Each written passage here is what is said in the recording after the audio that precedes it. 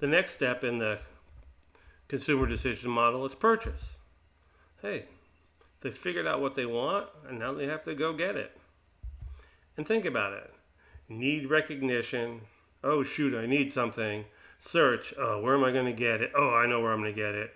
Okay, and I can go to the store that have which, and I know which one I'm going to get. That can all be done in your head, right? In seconds, or a little bit longer perhaps. But you don't have to go anywhere. Especially if you have your phone with you, you can do search and figure out what you want, right? Many times, then we have to execute our plans. And yes, we can buy online on our phone, but many times we have to go and actually acquire the product, right? And so the question I have, and this happens online too, is why don't we always buy what we set out for? Whether we're going online and we're searching Amazon or Walmart or whatever store it is, or we go to our store that we want to buy some stuff, whether it's Stop and Shop, and they don't have what we want.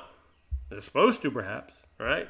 So why don't we always buy what we set out for? Well, one, we just kind of suggested stuff is out of stock.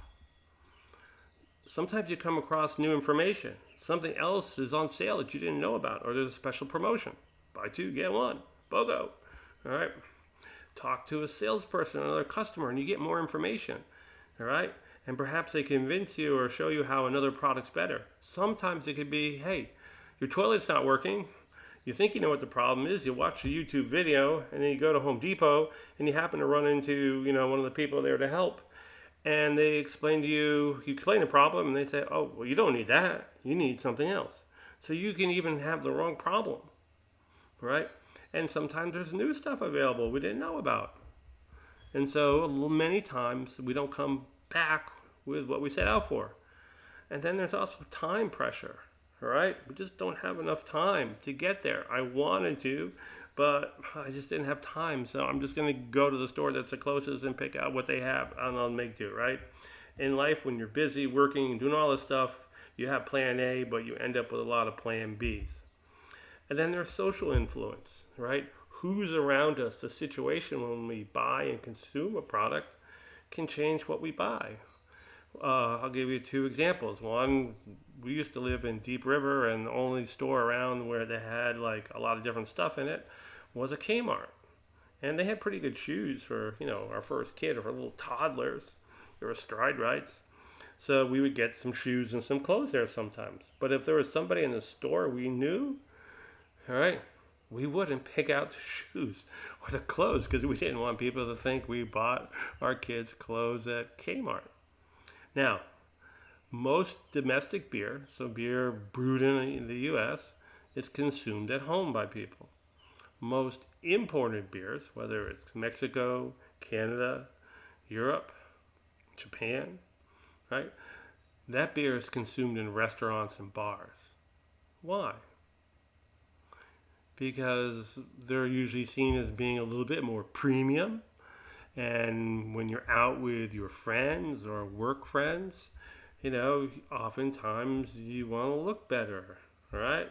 You want to present a certain image, so you go for a higher quality, or at least higher status kind of option.